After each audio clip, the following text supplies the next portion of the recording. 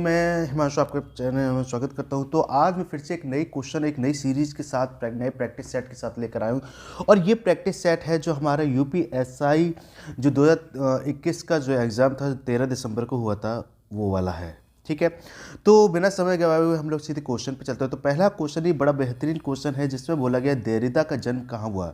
तो सबसे पहले तो इसका मैं ऑप्शन जो लगा दूँ, ये अल्जीरिया में जन्मे थे। तो इनके बारे में थोड़ा सा मैं बता दूं कि ये देरिदा कौन थे।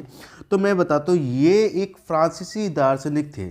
ठीक है, ये कौन थे? फ्रांसीसी दार्शनिक थे। इन्होंने विशाल लेखक कार्य का साहित्य और यूरोपीय दर्शन का गहन प्रभाव पड़ा है। ठीक है, और ये इनकी एक इनका जो जन्म हुआ है लगभग इनका 15 जुलाई ये 1930 को पैदा हुए थे। और इनकी जो मृत्यु हुई है वो 9 अक्टूबर, ठीक है जी, 9 अक्टूबर 2004 को इनकी मृत्यु हुई है। तो मैंने बताया ये कौन थे? एक फ्रांसीसी दार्शनिक थे। ठीक है, बात समझ में आई? चलिए आगे क्वेश्चन की तरफ चलते हैं। तो अगला क्वेश्चन है हमारे पास, ये पूछा गया है, राम गया इस वाक्य में कौन सा काल है? राम गया इस वाक्य में कौन सा काल है? ठीक है, तो पहला ऑप्शन दिया सामान्य भूतकाल, आसन्न भूतकाल, पूर्ण भूतकाल, अपूर्ण भूतकाल। तो सबसे पहले हम समझ लेते हैं ये भूतकाल होता क्या और क्या क्या इनके हैं, तो मैं उनको बताता हूँ। ठीक है, तो मैं थोड़ा सा बता दूं कि सामान्य भूतकाल कौन सा होता, आसन्न कौन सा होता, पूर्ण भूतकाल क्या होता, पूर्ण भूतकाल क्या होता। तो दोस्तों सामान्य भूतकाल की ये होता है कि किसी भूतकाल में सामान्यतः किसी काल का होना पाया जाए उसको सामान्य भूतकाल कहते हैं। या फिर हम बोल सकते हैं जिन वाक्य के अंत में या ये है ना ये आई आते हैं तो वो सामान्य भूतकाल कहलाते हैं। आसन्न भूतकाल होते हैं कि जहाँ पर आपका आसन्न मतलब होता है निकट या समीप, यानी कि जिस समय कोई निश्चित समीप के समय में, ठीक है, कोई निकटतम समय में किसी कार्य का होना पाया जाए उसमें कौन सा होता? आसन्न भूतकाल कहते हैं। जैसे कि उसने बोला कि अभी अभी क्लास समाप्त हुई है। ठीक है, यहाँ पे हम भी कैसे रीता अभी बाजार गई या रीता अभी बाजार से आई है। ठीक है, तो उसको बोलते हैं कि आसन्न भूतकाल कहते हैं। अब पूर्ण भूतकाल कहते हैं कि किसी निश्चित समय में कार्य पूरा हो चुका हो, या उसको हम लोग बोल सकते हैं पूर्ण भूतकाल कहते हैं। जैसे क्या बोल सकते हैं कि रीता बाजार गई थी, रीता कल बाजार गई थी या रीता बाजार गई थी, तो उसको बोलते हैं पूर्ण भूतकाल कहते हैं, यानी कि यहाँ पे पूरा काम समाप्त हो गया है। हाँ ठीक है, अब पूर्ण भूतकाल होता है कि जहाँ पर कोई वाक्य आपका स्टार्ट तो हो गया हो, स्टार्ट होने के बारे में जानकारी हो, लेकिन ख़त्म हुआ हो ना हुआ हो उसके बारे में पता ना चला हो, तो उसको हम लोग बोलते हैं अपूर्ण भूतकाल कहते हैं। तो बात समझे, तो इसका आंसर हो जाएगा सामान्य भूतकाल, यानी कि जहाँ पे गया गई ये सब चीज़ें आते हैं वहाँ पर सामान्य भूतकाल कहते हैं। आई होप आपको समझ में आया होगा। चलिए अगले क्वेश्चन की तरफ चलते हैं। अब बोला गया है कि राम बहुत बहादुर है। क्या है? राम बहुत बहादुर है। तो इस काल में इस वाक्य में या में कौन सा शब्द विशेष है? ठीक है, इस वाक्य में ये हटा दिए, ये या कुछ नहीं है। ठीक है, ये या कुछ नहीं है। इसमें बोला गया है राम बहुत बहादुर है, इस वाक्य में कौन सा शब्द विशेष है? ठीक है, सबसे पहले तो विशेष क्या होते हैं, सबसे पहले विशेषण को समझते हैं।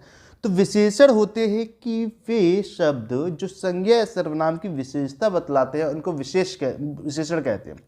ठीक है, वे शब्द जो संज्ञा सर्वनाम की विशेषता बतलाते हैं उनको विशेषण कहते हैं, और वे संज्ञा या सर्वनाम शब्द क्या कहलाते हैं तो उनको विशेष्य कहते हैं।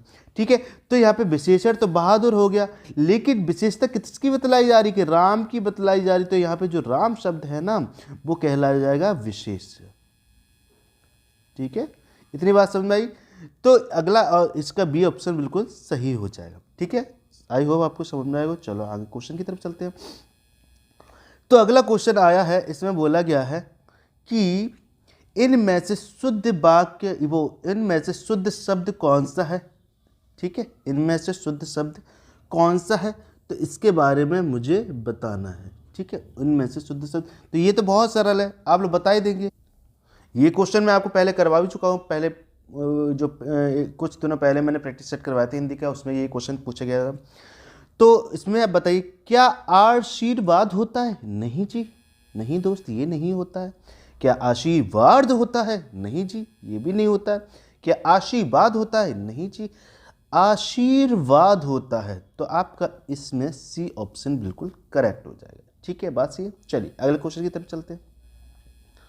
अब अगला क्वेश्चन पूछा गया है कि हिंदी साहित्य के इतिहास में काल विभाजन का सर्वप्रथम प्रयास इनमें से किसने किया था, ठीक है, हिंदी साहित्य का काल विभाजन का सर्वप्रथम प्रयास किसने किया था, तो इसको हम लोग जानते हैं, ठीक है। तो आपको, ठीक है, तो आपको मैं बता दूं कि हिंदी साहित्य के विकास को जो उनका काल का विभाजन किया था वो पूरी तरह रामचंद्र शुक्ल के अनुसार हुआ था, लेकिन इसमें पूछे गए सर्वप्रथम, ठीक है, सर्वप्रथम किसने किया था, तो आपको ये किया था डॉक्टर ग्रियर्सन ने, गिपर्सन नहीं, ग्रियर्सन है, ठीक है, यह है, ठीक है, बात सही है ना। तो इसका आपका बी ऑप्शन सही हो जाएगा, इसको विशेष ध्यान रखेंगे, ठीक है। चलिए अगले क्वेश्चन की तरफ चलते हैं, ठीक है। गर्दन पर सवार होने का मुहावरे का सही अर्थ क्या है, ठीक है, गर्दन पर सवार होने का मुहावरे का सही अर्थ क्या है, या मुहावरे का अर्थ क्या है। क्या गर्दन पर बैठ जाना? नहीं जी, ये बिल्कुल नहीं होगा। पीछा न छोड़ना? जी हाँ, बिल्कुल हो सकता है, ठीक है, बिल्कुल हो सकता है। तो सी बी ऑप्शन आपका बिल्कुल सही हो जाएगा। जान से मार देना, ये तो बिल्कुल नहीं होगा। गर्दन दबाना, ये तो बिल्कुल नहीं होगा। तो आपके पास ऑप्शन कौन सा हो जाएगा? पीछा ना छोड़ना, ठीक है। चलिए अगले क्वेश्चन की तरफ चलते हैं। तो अगला क्वेश्चन पूछा गया है कि रोला छंद में कितनी मात्राएं होती हैं, ठीक है, रोला छंद में कितनी मात्राएं होती हैं। बहुत सिंपल क्वेश्चन है, ये आपको पता होना चाहिए। छंद विशेषकर ध्यान रख लेंगे, छंद को विशेषकर ध्यान रखेंगे। तो आपकी क्या इसमें 28 मात्रा होता है? जी नहीं। 16 मात्रा होती? जी नहीं। 26 मात्रा होती? जी नहीं। आपका ऑप्शन हो जाएगा 24 मात्रा वाला, ठीक है। तो 24 मात्रा होती है, ठीक है, बस ये। अगले क्वेश्चन की तरफ चलते हैं। इसे क्या कहा गया है? इनमें से पंडित्य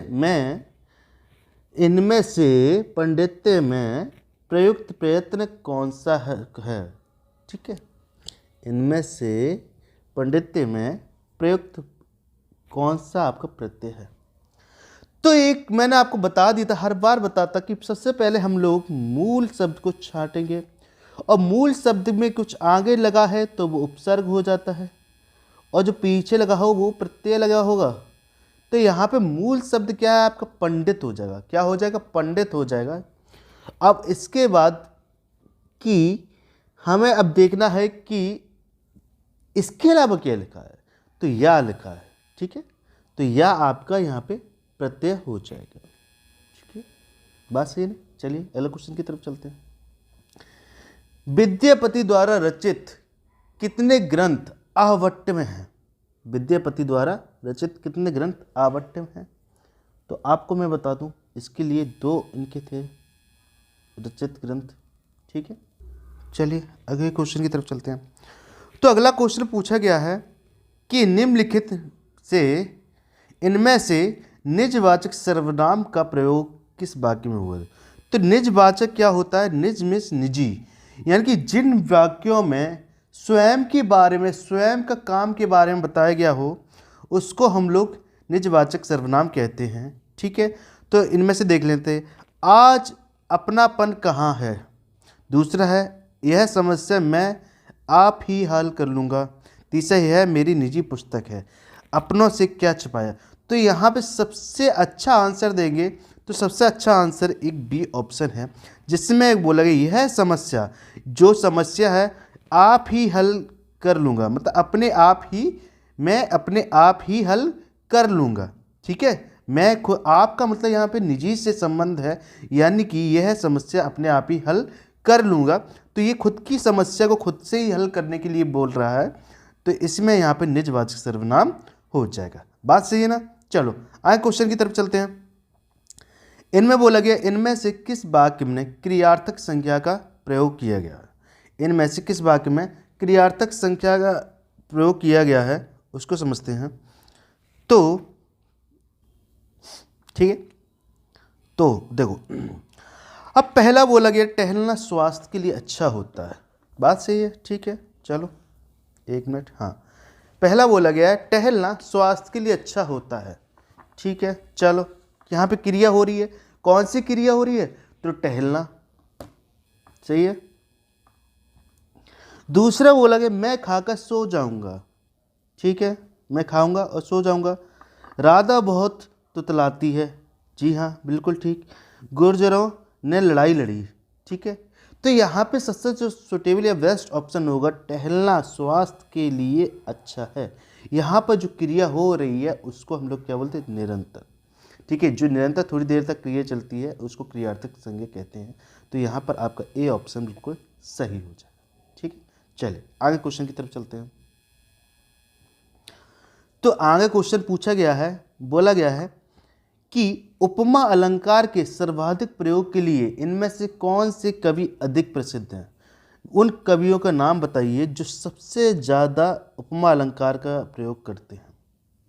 तो एक कालिदास कवि थे, ये सबसे ज़्यादा उपमा अलंकार का प्रयोग करते थे, ठीक है। यहाँ पे माघ है, ठीक है, ये नहीं, ठीक है। बात सही। चलिए आगे चलते हैं। इनमें से कौन शब्द समास का विपरीतार्थ शब्द है? इनमें से कौन शब्द समास का विपरीतार्थ शब्द है? तो उसको हम लोग बोलते हैं व्यास। बात सही ना। चलिए आगे चलते हैं क्वेश्चन की तरफ। आगे बोला गया अप्रमेय किस वाक्यांश के लिए उपयुक्त शब्द है? अप्रमेय किस वाक्यांश के लिए उपयुक्त शब्द है? तो पहला बोला गया है जो प्रमाण से सिद्ध ना हो सके। आमिष तो पहले ही आप समझ जाइए कि ना, आमिष नहीं होता है। तो नहीं किस किस में लगा? एक इसमें लिखा है और एक इसमें लिखा है, एक इसमें लिखा, तो ये तो हो ही नहीं सकता।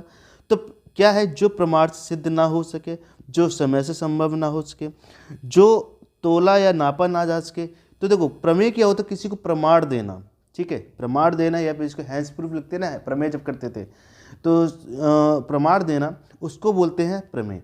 तो ये भी नहीं होना है, ये भी नहीं होना। आगे ऑप्शन कौन सा हो जाएगा? ए ऑप्शन बिल्कुल आपका पास सही हो जाएगा। बात सही है ना। चलिए अगले क्वेश्चन की तरफ चलते हैं।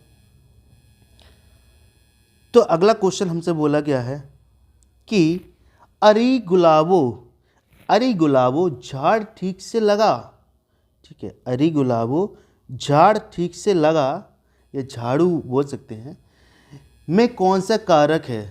तो क्या कर्म कारक है, क्या संप्रदान कारक है, क्या करण कारक है, क्या संबोधन कारक है? ठीक है, तो एक यहाँ पर संबोधन कारक होगा, क्योंकि गुलाबो कि पहले क्या लगा दिया? अरे, ठीक है, उसको संबोधन कर दिया, अरे गुलाबो झाड़ ठीक से लगा। तो यहाँ पे संबोधन कर रहे हैं, जहाँ पे आपको संबोधन कारक में अरे, हे, अरे, ये सब चीज़ें आता है, वहाँ पे संबोधन कारक होता है, ठीक है। किसी को संबोधित कर रहे हैं, संबोधन कर रहे हैं। चलिए अगले क्वेश्चन की तरफ चलते हैं। सफ़ेद कमीज से में कौन सी विशेषता है?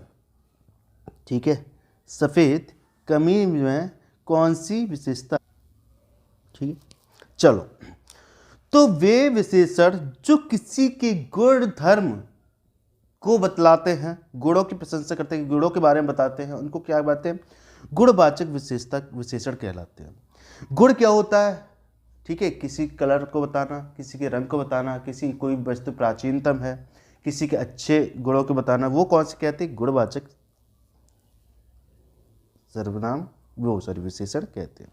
ठीक है, तो यहाँ पर आपका सी ऑप्शन बिल्कुल सही हो जाए। चलिए आगे चलते हैं। अब बोला गया है कि सन 2010 में साहित्य अकादमी पुरस्कार इनमें से किस रचनाकार को मिला? 2010 में तो ये बहुत इंपॉर्टेंट क्वेश्चन है, तो आप लोग प्लीज़ साहित्य अकादमी पुरस्कार जरूर देख लेंगे। तो यहाँ पर आपको मिला है, उदय प्रकाश जी को मिला है साहित्य अकादमी पुरस्कार, जो 2010 में मिला है। ठीक है, चलिए आगे क्वेश्चन की तरफ चलते हैं। मलबे का मालिन कहानी की रचनाकार इनमें से कौन सा है? मलबे का मालिन कहानी रचनाकार इनमें से कौन से हैं? तो आपके जो रचनाकार हैं मोहन राकेश जी हैं। इनकी ये एक प्रसिद्ध रचनाओं में से एक है। ठीक है, ये ऑप्शन को ठीक हो जाएगा। चलिए आगे क्वेश्चन की तरफ चलते हैं। इनमें से किस वाक्य में अर्धविराम का प्रयोग हुआ है? इनमें से किस वाक्य में अर्धविराम का प्रयोग हुआ है? तो मैंने आपको बताया था विराम आप लोग जरूर देखेंगे। ठीक है, और अर्धविराम क्या होता है? एक होता है पूर्ण विराम, ये होता है। ठीक है, ठीक है, बात सही है ना।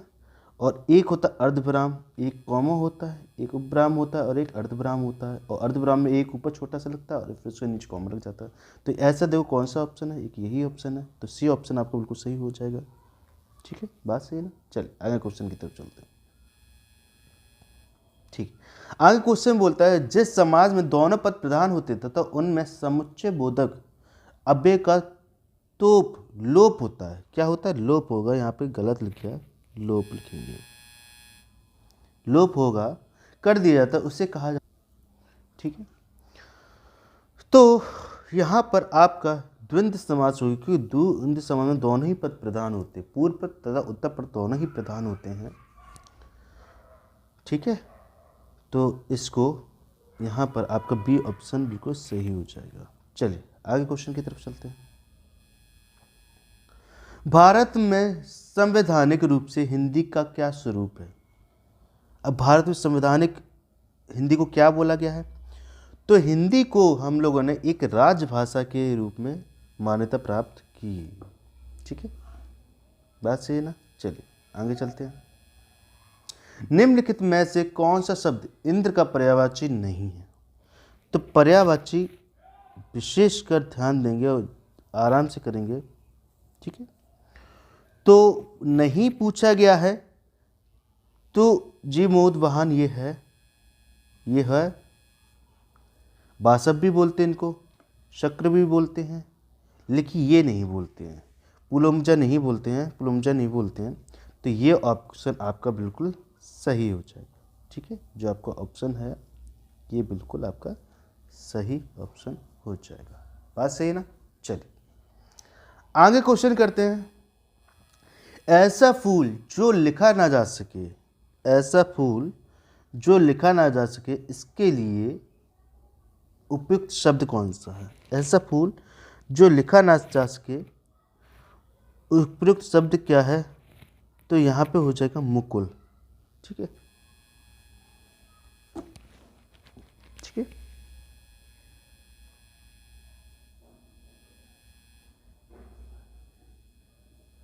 अरे मैं लिखा नहीं, सॉरी, खिला है। मैं पढ़ कुछ रहा हूँ, बोल कुछ रहा हूँ। ठीक है, लिखा नहीं, खिला है, सॉरी, मैं माई मिस्टेक, खिला। ठीक है, मुकुल। तो आपके ये आज क्वेश्चन सारे हो गए हैं। तो इसी तरीके से सारी श्रृंखला मैं आपके लिए लेकर आता रहता हूँ। तो आई होप आपको वीडियो समझ में आई होगी। वीडियो को अंत तक जरूर देखा करें और चैनल को सब्सक्राइब जरूर किया करें। अगला प्रैक्टिस सेट में फिर से मैं क्वेश्चन लेकर आऊँगा हिंदी के नए नए। तब तक के लिए धन्यवाद।